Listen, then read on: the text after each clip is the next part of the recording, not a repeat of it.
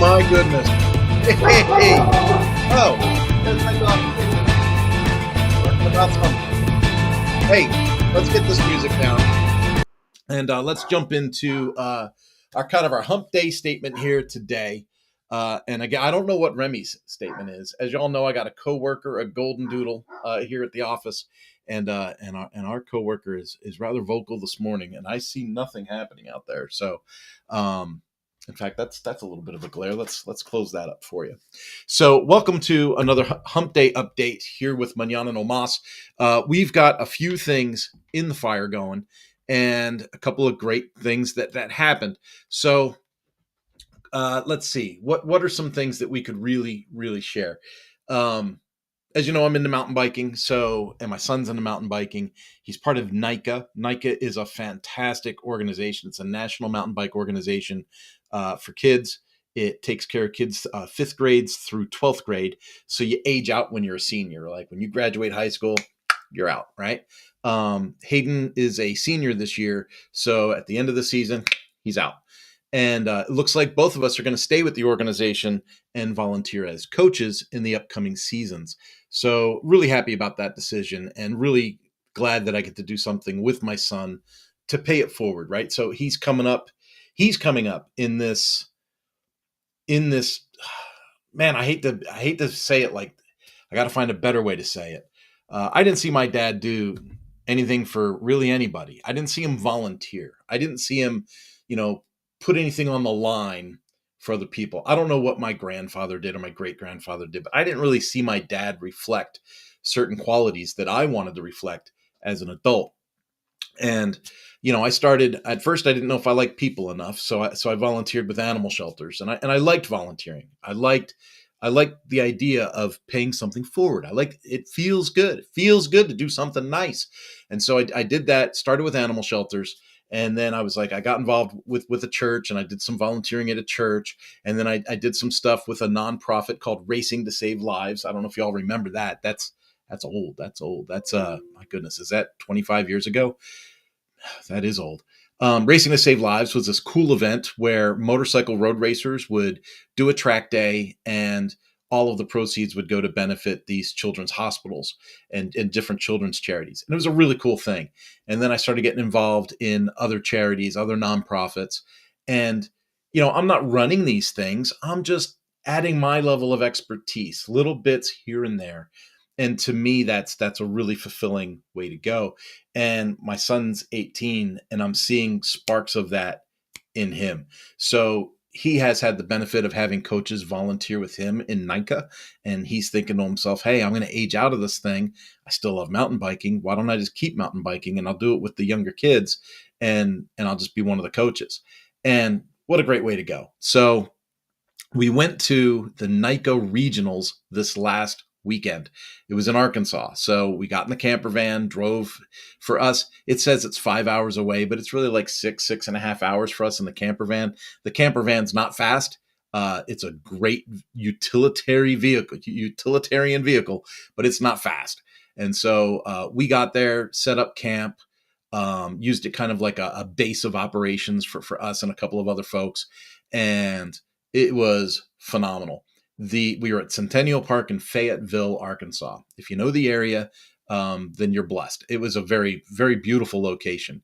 There's a lot of man-made, landscaped, rideable features there. So for mountain bikers, it's like, this is great. I can ride on this. I can jump off this. I can do these different things. And they had the race there. Hayden had some snafus in registration. The organization, I don't believe, handled it very, very well. But overall, this is where I need to have a little more flexibility in things. Overall, the result was good for Hayden because it really helped him to work on his racecraft, the situation that happened for him. He did get to race. He did get to pass about 40 people in his race. If he would have been gridded properly, he wouldn't have even had 40 people to pass. So that's what I'm saying. In the long run, maybe it was actually better for him. He got to work on his racecraft and he got to do some things. But he was supposed to be gridded at like the front of the waves. Instead, he left in last place in his race because of a registration snafu. Now, I will say, from a wholesale perspective, I don't think these types of mistakes happened to other people. I think the event, by and large, went pretty dang well. It was their first regional, and I think it went really, really well. We suffered, me and Hayden, we suffered a mistake from registration, but I don't think that was a wholesale issue. I think I think it's very much a one-off for us. So I want to be super clear. Great event, great organization.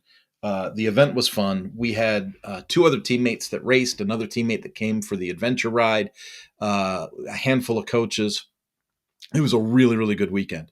It was a tiring weekend. I'm not going to lie. I was exhausted. So I walked about 35,000 steps while I was in Arkansas, and I mountain biked over 8 miles.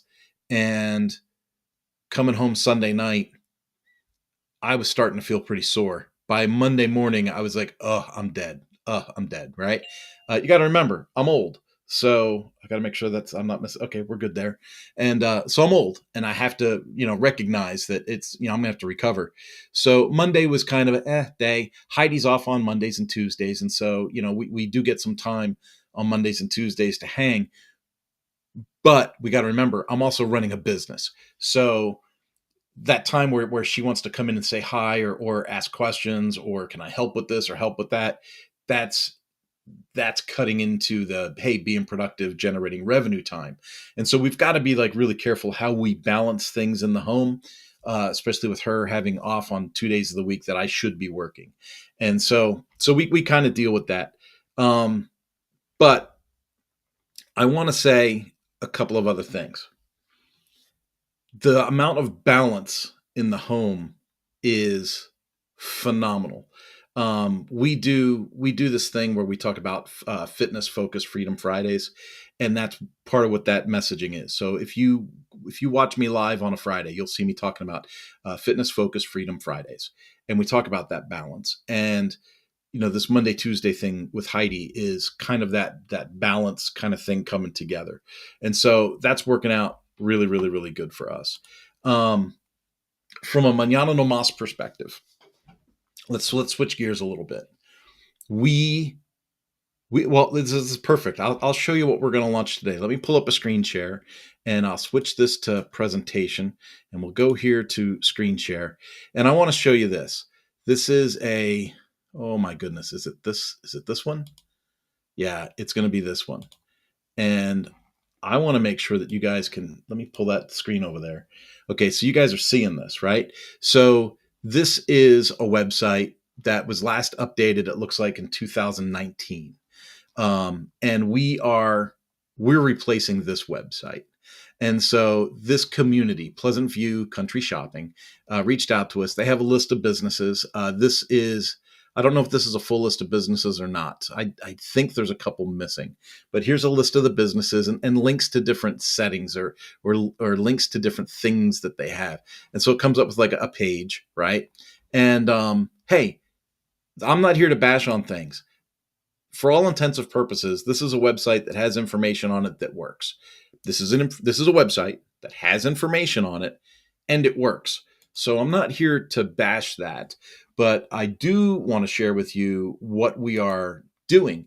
So let me go ahead and let's see, I'll sign into this other one real quick and give me just a minute. This is coming through. There we go. It's still thinking. Yep. Development URLs can be slow. So, yep. And then I got to re-sign in and then boom, let's go to the home page on this and we will share this tab instead. This is our representation of the new website.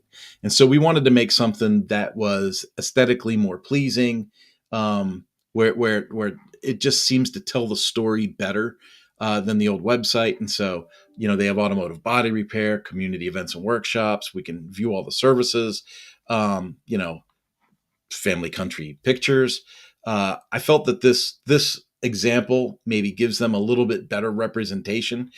Getting involved just goes right to the contact page, the same as get involved up here, goes to the contact page. But we created a business directory in this website, and I'm signed in as the admin. So this blue box here, no one's going to see this blue box. Okay. So only the admin sees it. So that blue box wouldn't be there. And you would see, a list, a directory of the businesses. So instead of having a list of links, we've got like an actual directory.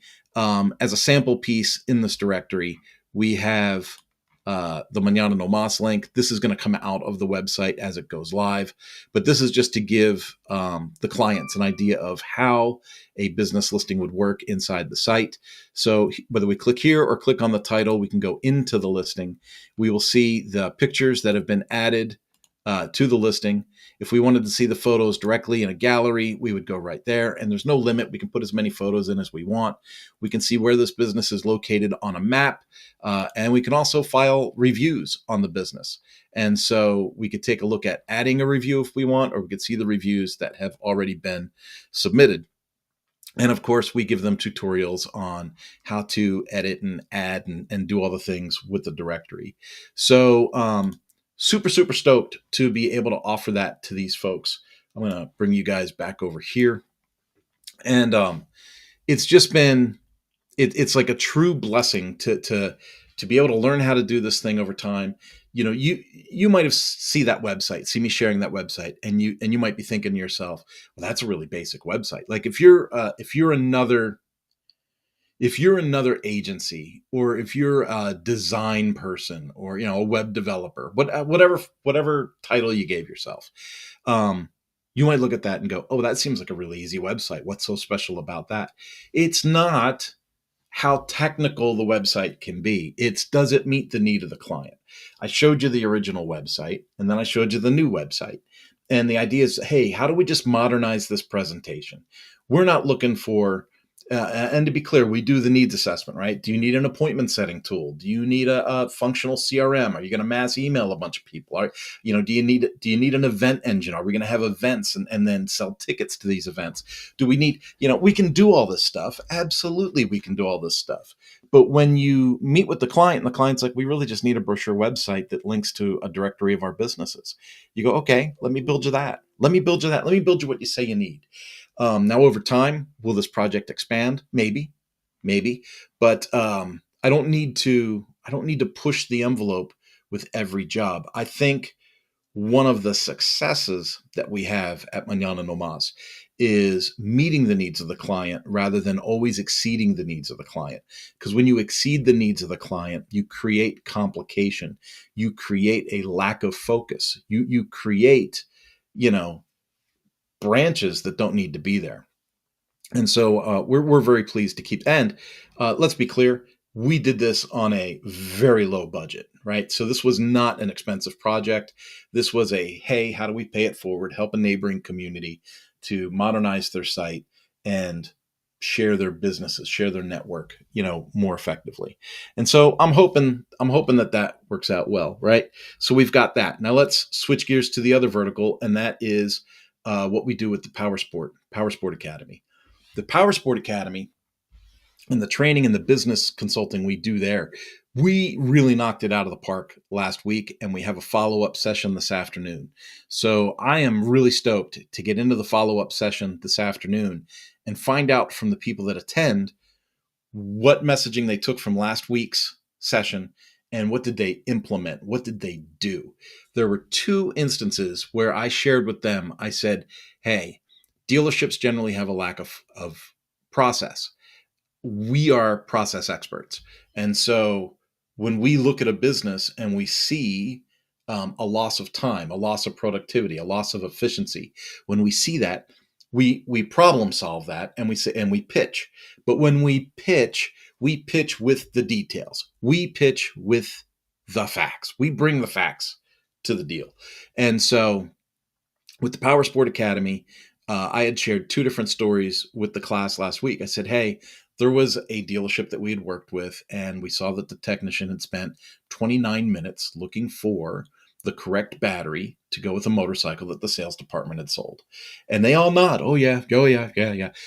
That's the crazy part, is that people in this business, they will go, oh yeah, yep, that's normal. Or yeah, seen that. Or they acknowledge it. They know that it's like that. But the thing is that they see something like that and they accept it as normal. And so then I said, okay, but how many units do you sell a month? Oh, about 300. Okay. So if you spend an extra half hour on each of those 300 units, doing something that you can mitigate, doing something that you can eliminate from the, if you can create a process that can eliminate 30 minutes of nonsense from each of those transactions, what does that do? What does that do for you, right? So if there's 300 transactions and a half hour is wasted on each, and you find a way to get rid of that half hour of waste, you create 150 hours of labor opportunity in that department. Now, so folks, I understand that you might think, well, now Kurt's just getting kind of weird, and like you might think, well, Kurt's getting like non-concrete, right? Like you might be thinking, oh, that's an interesting theory or that's an interesting story, but let's talk about this. Pardon me. Let's say that and the labor rate's different everywhere, right? But let's say that the labor rate's $165 an hour at that location. And we just came up with 150 hours a month that we can now sell in addition to what we previously sold because we created 150 hours of labor opportunity. Right. Well, that's $24,750. $24,750. So let's just round that down to $24,000 for me. Okay. You can round up, you can round down. You can say 24,000, 25,000. I don't care. But here's what a lot of people don't recognize. Dealerships, typically a good running dealership will pretty much have a 50-50 part split with labor. So that means if they were going to sell $24,000 in labor, they would also sell $24,000 in parts or somewhere there's about. Okay. So what I'm saying is, if we can fix this problem with looking for a battery with each unit that we sell, if we can problem solve this one little thing, we create the opportunity for an extra $50,000 a month in labor sales, parts and labor sales. Okay. $50,000 a month. Folks, that's $600,000 a year. That's over $500,000 in revenue opportunity that's just laying on the floor, waiting to get picked up. And so we gave him that example last week. We gave him another example with how long does it take a technician to install tires at your dealership? If it takes them an hour, well, then where's that 45 minutes getting wasted? So how many times do you do tires every month, right? How many times do you do tires every month? And if you could resurrect 75% of that wasted time, how much time would that be? How much time is it worth? How many dollars is that worth? And then in a parts and labor perspective, how much money is that worth in sales opportunity for your department? And then, so the trick is to convert these ideas of wasted time into revenue opportunity dollars. And now people will say to me, they'll say, yeah, but Kurt, you're creating that opportunity, but it's not money. It's not, there's a net in here. I think I got it. There's a, I'm talking about revenue opportunity. And so people are going, well, but it's not money. Like it's not real money. It's just revenue opportunity. It is revenue because a lot of these dealerships have a 2 to 3 week waiting period to get into their service departments. So that means the work is already there to be done. If they were sitting around twiddling their thumbs and they couldn't find anybody to sell any work to, I would say, okay, I'm telling you to hurry up, right? I'm telling you to like hurry up and wait. Like I'm telling you a military strategy, hurry up and wait. But that's not the case because these shops have a 2 to 3 week waiting period to get into their shops because they're so inefficient. They can't get the work done fast enough. So the work is there. The work is sold. It's able to be done. So when I come to them and I say, we can save half hour here and we can save 45 minutes here, and we can do that repetitively on these duplicable items month over month over month, and we can get more efficient and more proficient, we can what? Add revenue. Adding revenue to an efficient work model is going to create a higher margin when that margin is equal to our profit. So that's how we go to these dealerships and we say, hey, yeah, you're going to like the Power Sport Academy is not cheap. It's $45,000 to put your dealership in there for a year, right? So I'm going to train, work, and consult with the people that run your departments for a year. But if I consult with them and they implement what we discuss, and they end up generating an extra $1.6 million in a year, it's certainly worth paying $45,000 to get that insight. So that's one of those, like, it's a big deal. It's finally starting to grow. We came out with this content in 2020. I've worked at dealerships. I've worked for the OEMs directly. I have this really good kind of like well-boiled knowledge about the industry and where things get wasted and how to come up with these strategies. And so trying to get some momentum on the program was a really big task. But the folks at Hero Hub and Dealer Hero, they stepped up. They started we kind of worked together and we came up with what we call a boot camp. The boot camp is a very much more affordable program to do some group studies. We group dealerships together. We put them in a boot camp, condensed series of training, and we teach them some processes to increase their revenue. And through that, we are very hopeful that the Power Sport Academy will continue to gain momentum as well and continue to grow in that vertical. We're very, very happy about that. So that's pretty awesome. Now we're at the 21-minute mark on today's live, and I've got one more thing that I want to bring up, and it's more like it's more like, isn't it amazing how the timing for things can work out in business, especially?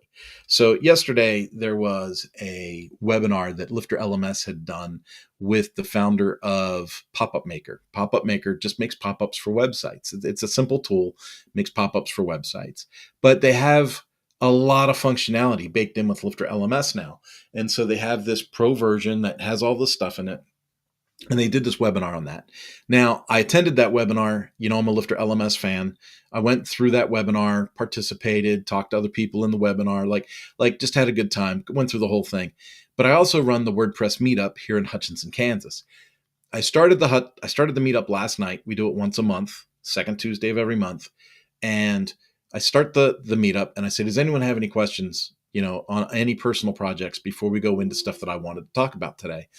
And this guy Joel says, yeah, it's a little thing, but I was wondering if you had any good recommendations for a good pop-up tool. Are you kidding me?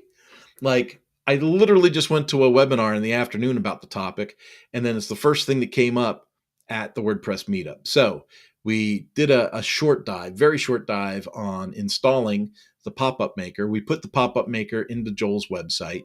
We activated it. I gave him a quick walkthrough on how to start up, how to make a pop-up, how to activate it, how to trigger it. I told him, I said, hey, if you need a more detailed tutorial, let me know. But that's another one of those paying it forward moments. Like, we don't get paid to do those WordPress meetups. I think they maybe cement us as the experts locally in, WordPress development and stuff like that. Like maybe that's like a branding thing for us. But yeah, we certainly don't get paid to do it. And it was just really nice to be able to help somebody. And the timing was incredible. Like, the timing for that was just nuts. It was crazy. And so I just want to throw that out there, right? So we talked about the NICA Regional. We talked about the new site that Lifter LMS is doing. Not Lifter LMS, that Manana No Mas is doing with Pleasant View. We have another one we're doing. It's a little more technical right now, but we have a customer who needed to have like an open ID connection from their website to a Lifter LMS website. And what they want to do is have it like a single sign-on where someone's signed in at the other site and they just go to the e-learning website and just start taking the course, and no friction and all that kind of stuff. And so we are adding the OpenID elements to their website this week, giving them the redirect URL for their tool so that they can access the site and log in remotely. And we should see that work this week. So exciting. Yeah, it's just good stuff. There's always something cool going on. Sometimes the cool stuff is like in between the lines. Like sometimes you see something, you go, oh yeah, whatever, right? But when you look at the details are extraordinary. Um, I volunteer at church with the college age group, and we meet every Monday. And so on the surface, this is one of those things. On the surface, you would say, yeah, it's neat. He meets with a bunch of kids on Monday. Um, I get the benefit out of it just as much as they do, right? So it's not a. I'm a little bit selfish in that regard. Um, but we're having like a pretty big to do this weekend at our church, and we've got like 100 and I'm guessing there was 140 or 50, maybe 150 kids this last Monday that were there, and we're gonna have a big baptism celebration this weekend, and so when I say you got to read between the lines, right? Yeah, there's a lot of kids coming. Yeah, there's a lot of stuff. Yeah, we're having a lot of great conversations. Yeah, but then they said, hey, how many people are scheduled to get baptized this weekend, with the church and their activities? And about 12 or 15 kids stood up. That's a sign to me that something's working. Life is changing. People are making decisions. They're moving forward. Um, in a in a social political atmosphere the way that it is now, I am really, really happy to see these kids stepping out in faith and embracing their Christianity, getting baptized, moving forward, all those great things. So, yeah, it's been a great week. I am tired. I'm not lying. I am tired. I got some work to do this afternoon. I'm going to try and get some rest. Thursdays are our big live days. So that's why you don't see me going live on this channel too much on Thursdays, because I've got stuff with WP Tonic, Lifter LMS, and I've got some client calls to do. So, folks, have yourself a wonderful hump day. I hope that as you are listening to this or you're watching this, I'm hoping that you're internalizing a bit of it and you're going, okay, so what am I doing for balance? What am I doing for success at work?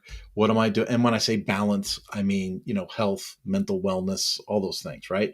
So what am I doing for balance? What am I doing to create revenue? What am I doing to add value to others? This is all super important stuff to me. When I do the coaching, if you go to kurtvanonen.com and you see it, we have one-on-one coaching available now. So I work and I consult with other business owners.